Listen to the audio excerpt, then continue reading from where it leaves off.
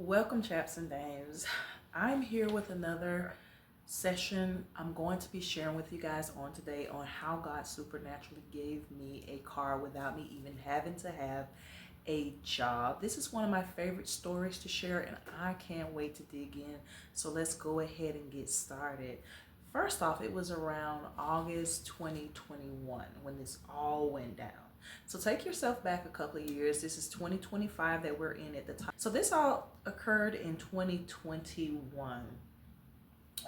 And if you remember, I've already created a video that talked about how God pulled me off my job as an educator.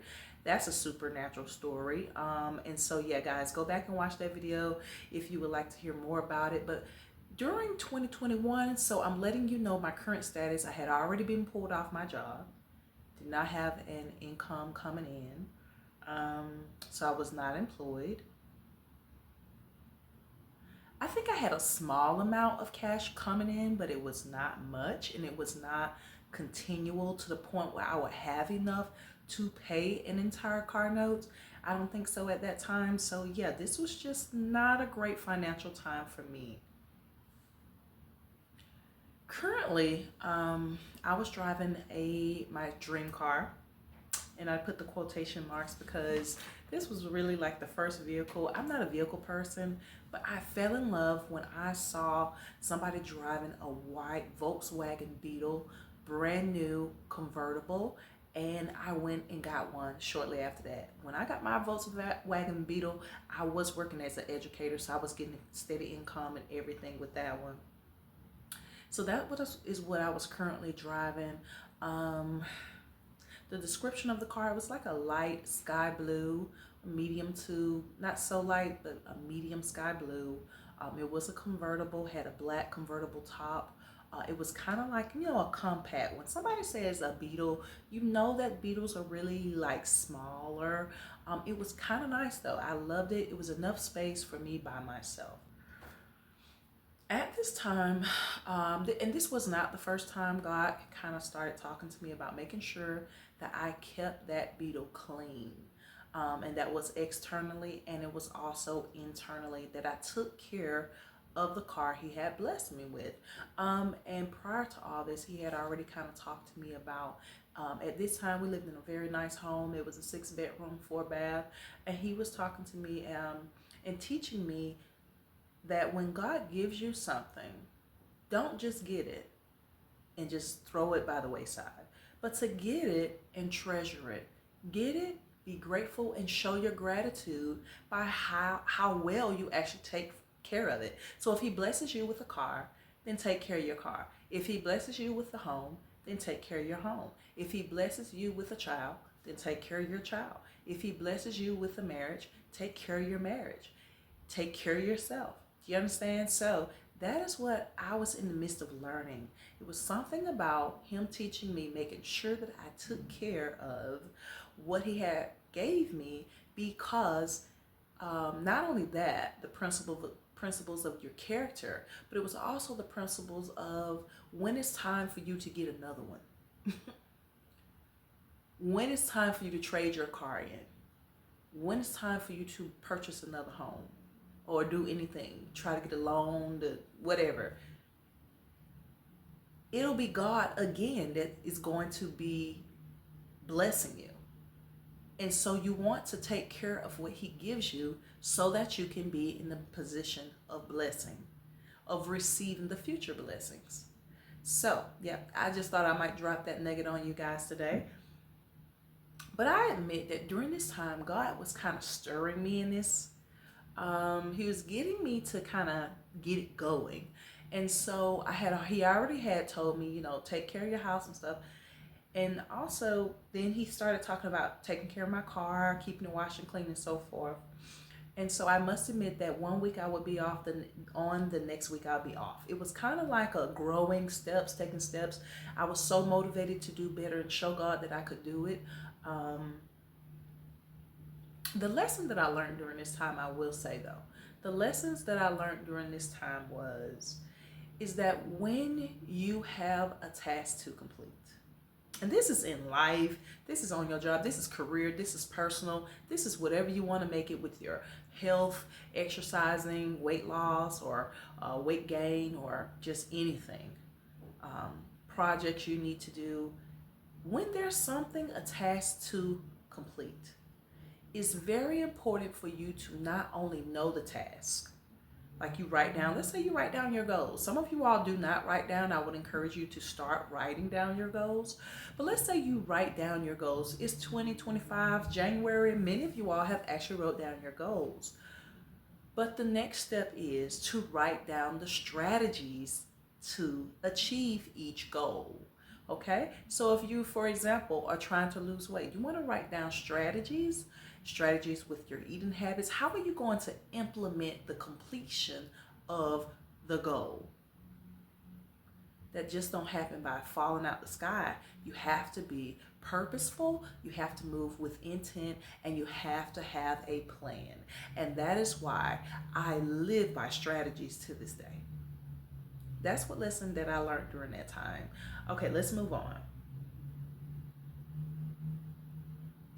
One day, I have 3 daughters and 1 son, but this particular day, me and my girls was riding in the Beetle.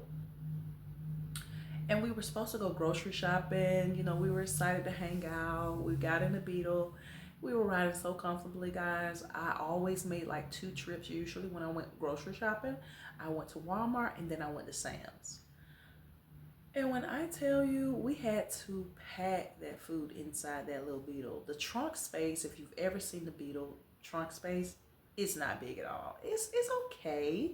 You know what I mean? It's okay. It's not bad. But I had a lot of stuff, a lot of bulk items from Sam's. And so a lot of it fitted into the trunk. Not to mention, I had stuff in the trunk as well. And so that did not help. But basically, my girls had to wind up carrying a lot of the food. They had to like hold it in their seats. And so I looked back at them and was like, oh, this is not going to work. Like, we were up to food over our heads. And so I was like, this is not going to work. So this was in 2021. At the time, I started having conversations with myself.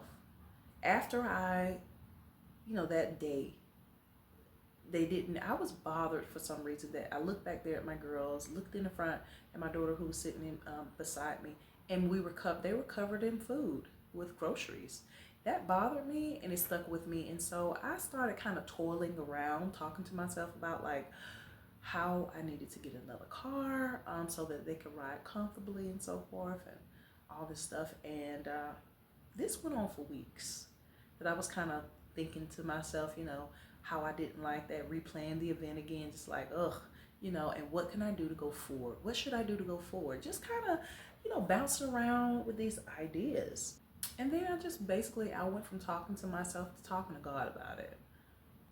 I went from talking to myself to talking to God about it. I went from self-reliance to surrendering because I didn't see a way out. And so after much talking and thinking, and I just came to the end of myself. You know what I mean? Kind of came, not sad at all, just like, what am I going to do? Not sad at all, guys, but more like stuck kind of. And I was like, let me just take this to God to see what happens, see what happens. Not thinking anything was going to happen at all. One thing that I learned is many times I coach people, and I'm going to tell you, mostly men. This is what you guys say. Let me tell you, it's so surprising to me. When I tell them, do you pray? When I ask them, do you pray? They say, yes, I pray.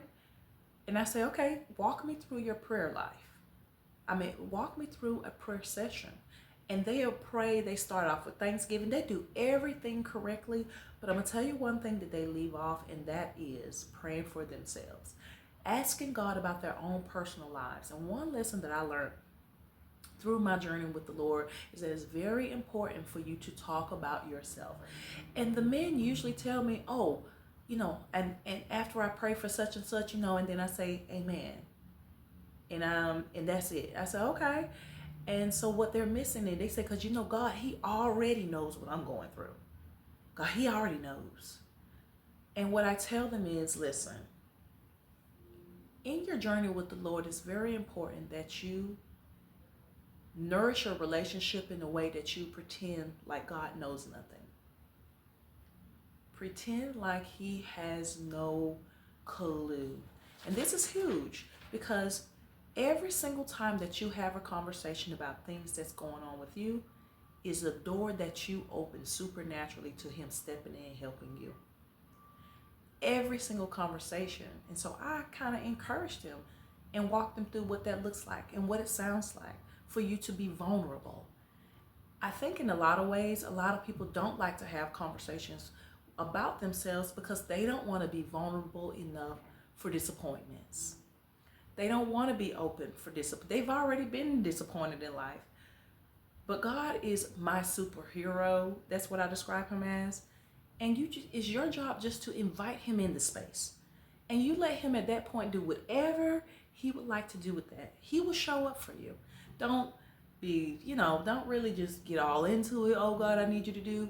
If you're first starting off and you're a little scary berry, it's okay. I understand. That's all right. It's getting hot in here, guys. The sun just came out. Y'all know it's cold today. Whew. But if you're scared, I totally understand that. I've been there too. But yes, just peep your head out a little bit. Invite him into the intricate parts of your life. Give him a chance, for peak's sakes. Because what you usually do is go tell your friend. You go tell your friends about it. They can't do anything. And you have the chance to open the door to the Lord about your life. And don't miss that opportunity, because that's what it is. Let him show out. Let him move in your life how he chooses. Don't be forceful. Just open the door. That's all I'm saying.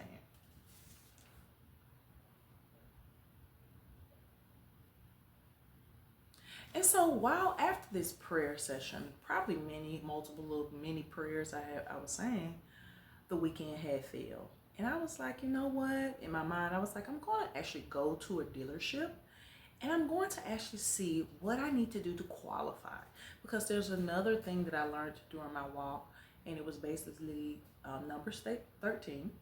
And it was for you to step out on faith on a lot of things that you would like for God to do in your life. Just go. If you're looking for a house, just go. You're looking for a condo, just go. You're looking for a car, just go. You're looking for a job, just go. Apply. Move. It's something about faith in action that gets the attention of God. And it seems to just work wonderfully. So if it's anything that you're currently looking for in your life right now, if it's anything that you have asked God for, that you really need, just go. Just step out on faith. And so that's what I did that weekend. I was kind of toiling around with it. It's like, okay, yeah, I'm going to go. I'm going to see the qualifications. Guys, at this point, I'm not thinking anything because I don't have a job. So, or at least I didn't have a job at the time, So I'm not thinking nothing. I'm like, yeah, Sunday after church, I'm going to go to the dealership. I'm going to just sit down and I'm going to look around for the type of car I would like in the future. I'm going to get some pricing going. I'm going to get the credit, the information about the requirements, what they're looking for, and I'm going to leave and come back home. That is what I really thought.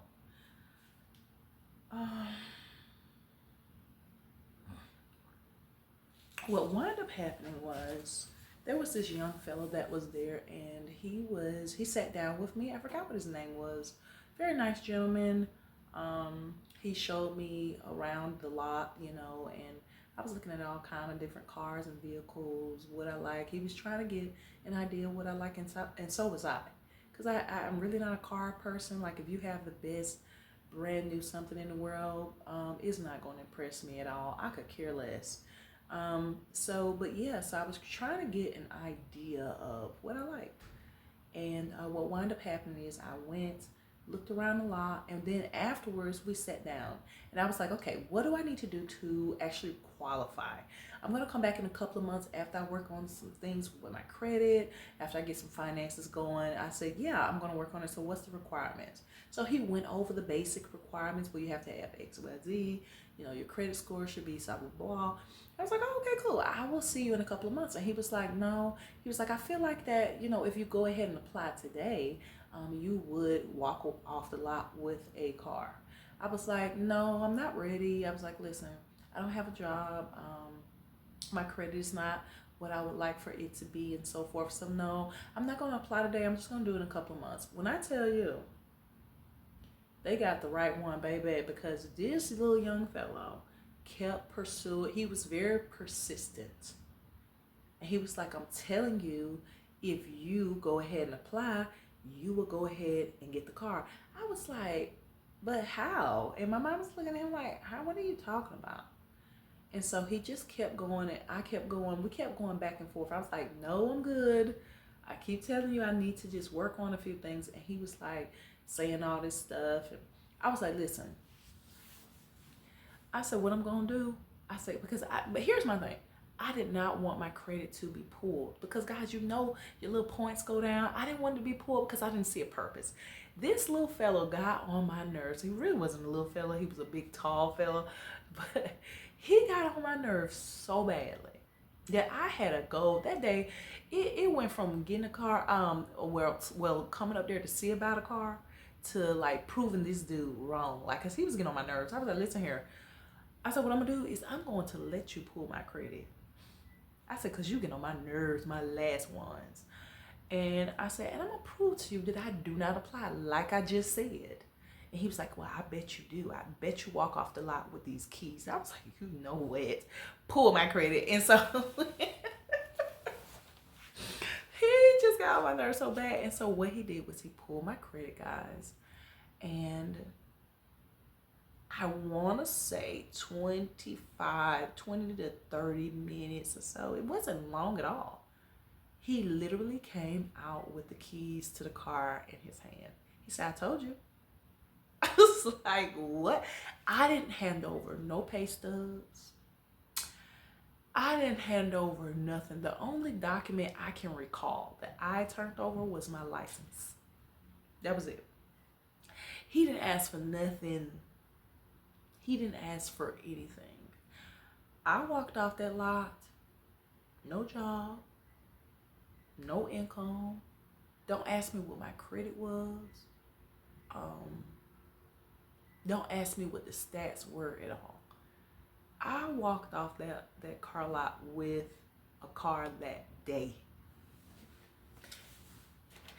That day. And so what I want to say to you is that, listen, I know it seems like there's no answer to what you got going on. Let me tell you. But the truth of the reality is, guys, is that we don't have the answers.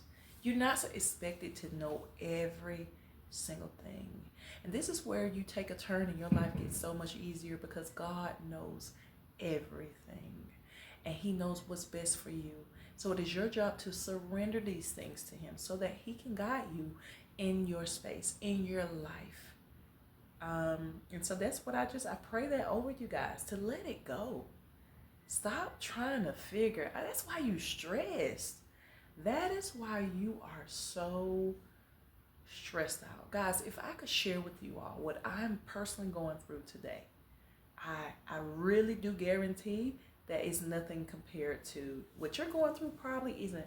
Well, I'm not gonna say everybody, but what I'm going through today is very, very crazy. This is like beyond crazy. This is beyond just your regular trouble. This is crazy what I'm going through. But I'm not worried because God knows everything. You take it to Him, you leave it there. You take it and you leave it. And you let Him figure out. Let God do all the footwork. That's what He died on the cross for. That's what Jesus died for. Not for you to carry the load, for you to be so stressed out, crying, can't sleep, can't eat, overeating. However you deal with the stress, you being mean, all groggy, snappy with everybody because it's not going well for you. That's not his plan. So worry, be anxious for nothing. Be anxious for, don't worry. Just take it to him and leave it at his feet, guys. Trust me on this one. So I wanted to share that with you all. I want to also tell you guys, let me look on my little list here, guys. Okay, so I have a free questionnaire for you guys. It's the purpose questionnaire. If you're wondering what your purpose is, I have a free one. Check out the link below. Look at the link below. Click the link so that you can sign up on my email list and you can get your free purpose questionnaire. Also, I have for you the kingdom principles of how to stop living paycheck to paycheck. If you feel like you like your money spiritually keep falling through holes in your pocket, like you get paid and you have no clue, like by the time it's, you like, what the heck already, like stuff just happened out the fluke, unexplainable events just snatch your money, you pay high prices, overpricing for child support, whatever your situation is, okay? There are kingdom principles that can help you in the area of your finances, guys.